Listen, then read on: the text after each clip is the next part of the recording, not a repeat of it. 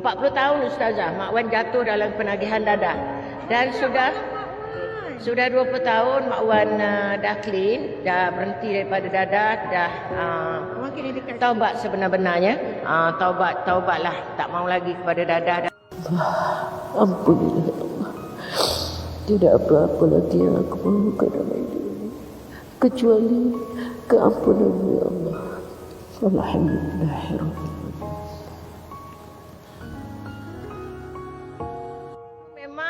Memang sangat teruklah hidup. Mak Wan bekas seorang penagih dadah, bekas seorang panduan. 40 tahun Ustazah, Mak Wan jatuh dalam penagihan dadah.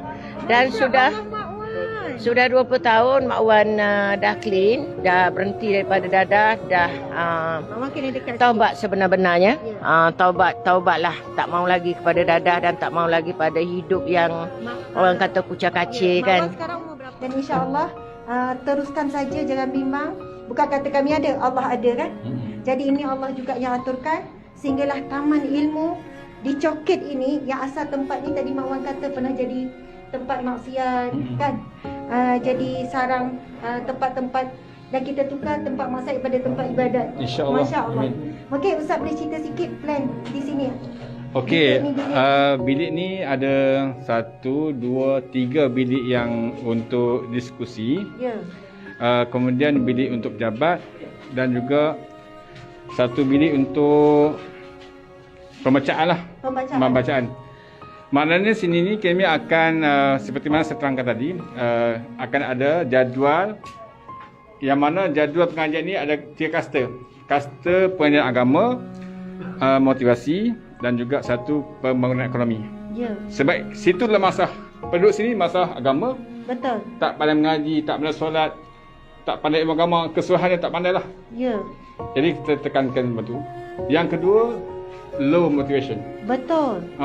Malas nak belajar, malas nak hidup, malas, semua malas. Kan tak ada tempat untuk mandi proper lah. Tempat mandi, dan diorang diberikan macam bedak ke apa nak bersin untuk tumpang basuh baju. Tapi dengan itu bila mereka selalu datang, masa itulah kita tarik sikit-sikit, kenalkan tentang Islam dan sebagainya. Jadi tuan-puan sekalian, ini ada satu kerja yang besar, orang yang berjiwa besar yang mengimpikan dan yang berusaha buat. Kita semua mungkin tak mampu buat seperti mana Cikgu Jinggo, Mak Wan, seperti mana Ustaz MK, Ustaz Saifullah dan semua yang terlibat. Sebab usaha ini perlukan masa, tenaga, perlu turun ke bawah, perlu ada nekat. Kalau tak kuat nekat, siapa nak buat kerja susah-susah ni? Nak layan orang yang maksudnya buat perkara yang tidak didendang. Kan? Hari-hari kita jumpa mereka, siapa yang tahu? Allah saja yang tahu. Susah payah nak kenalkan mereka dengan Al-Quran, solat dan sebagainya.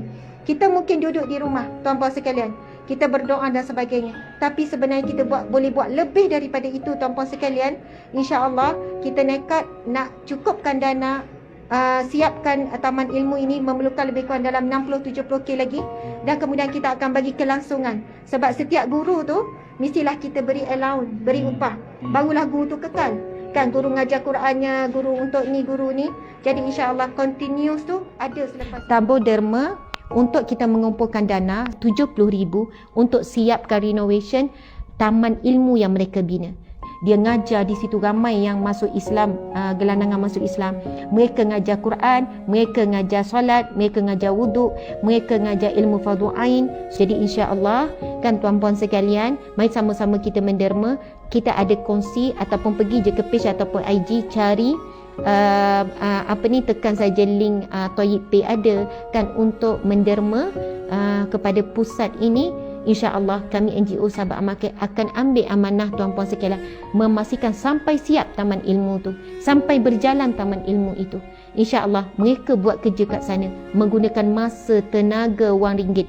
Dan insyaAllah kita tak mampu buat seperti mereka, menyantuni, mengajar, uruskan asnaf, fakir miskin dan sebagainya.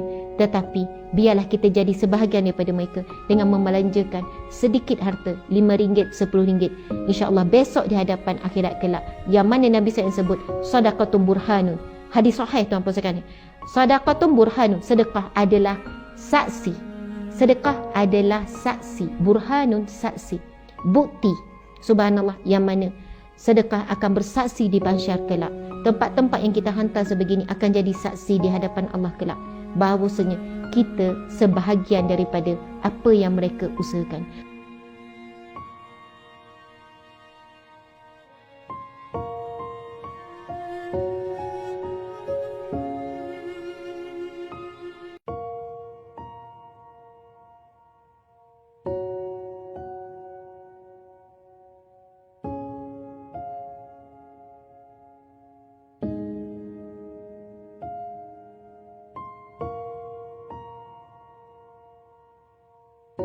Empat 40 tahun Ustazah, Mak Wan jatuh dalam penagihan dadah.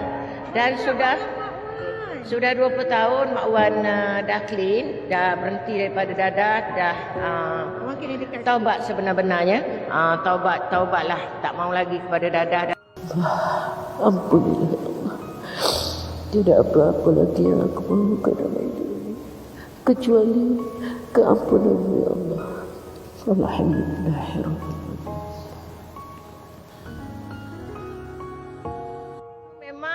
Memang sangat teruklah hidup. Mak Wan bekas seorang penagih dadah, bekas seorang panduan.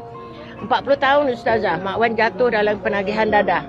Dan sudah 20 tahun Mak Wan dah clean, dah berhenti daripada dadah, dah taubat sebenar-benarnya.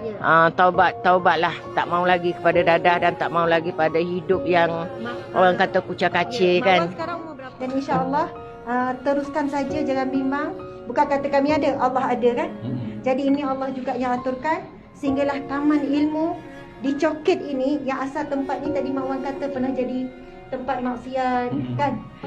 Jadi sarang tempat-tempat, dan kita tukar tempat maksiat pada tempat ibadat. InsyaAllah. Masya-Allah. Okey, Ustaz boleh cerita sikit plan di sini?